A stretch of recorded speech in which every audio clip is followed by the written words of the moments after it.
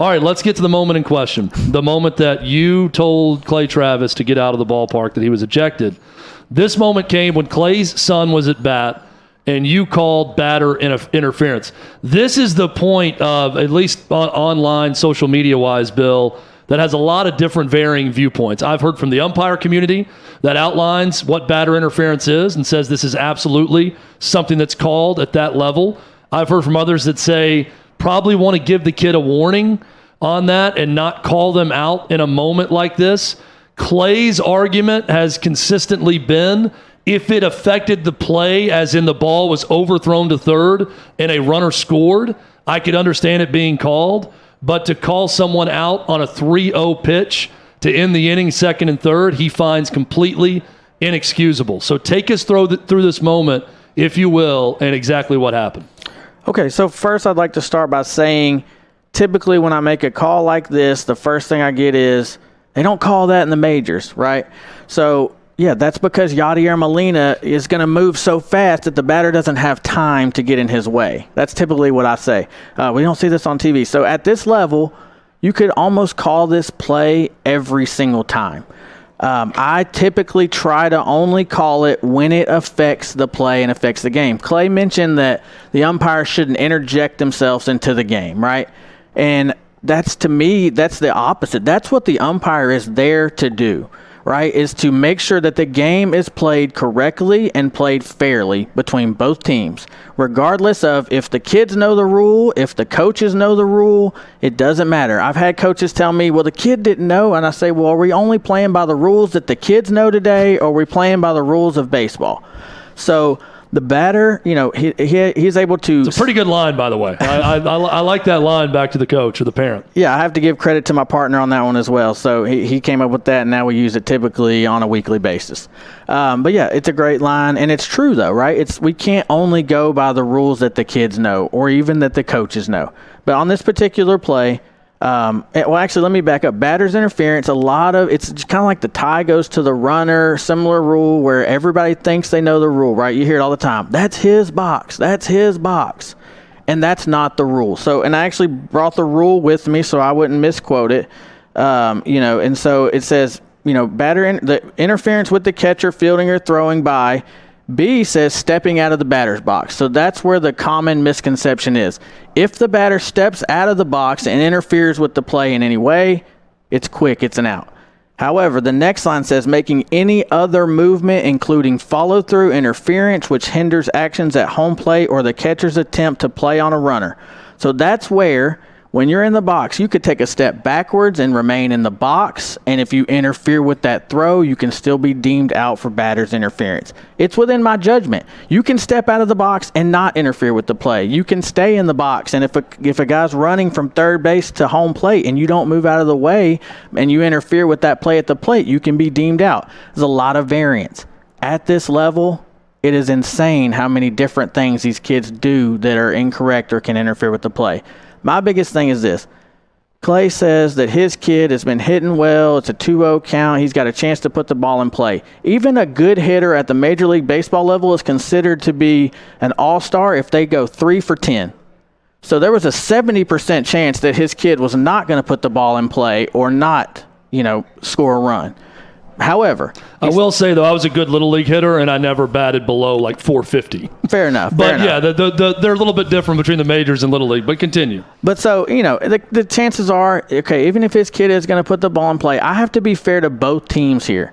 So the team that's attempting to get the kid out at third doesn't have a fair chance to make that play because his kid steps out of the box in direct path of the catcher's throw, and the catcher attempts to throw it over his head. And then the ball gets down there. It's not an overthrown ball, but the reason that to me there wasn't a fair attempt to make a play at third base to get the kid out, he was out of the batter's box. I had a black and white batter's interference, so I called him out. And you had heard nothing from Clay at this point, did not know that he was there. You're aware of Clay. You're an Outkick fan.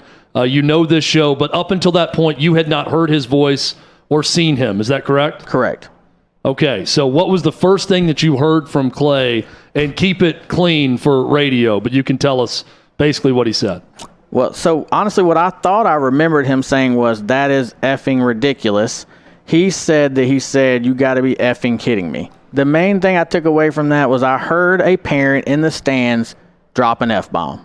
And so you turned and saw Clay Travis. Is this correct? Yeah, I turned. What was your immediate reaction when you turned? Did you know it was clearly him? You knew it was his voice right away when you saw his face. I didn't recognize his voice from behind me. I didn't. I turned, and he was literally the only gentleman standing there behind me. In that vicinity. Gentleman, a very operative term here based on what we're describing in this behavior. Yeah, so he was the only guy standing there. I knew there wasn't any, there's a few ladies around, but obviously I heard a man's voice. I turned around and I said, hey, you're gone. And then I realized it was Clay. I looked at him and I did say, hey, look, you can talk about me on your radio show if you want, but you're not going to talk like that out here in front of these kids. Do you regret saying that at all? Because that's the part, I'll be completely honest, Bill. When I heard that part from Clay, my immediate thought was, oh, this guy hates Clay because he hates Clay's politics or something he said years ago about some team that he likes or whatever.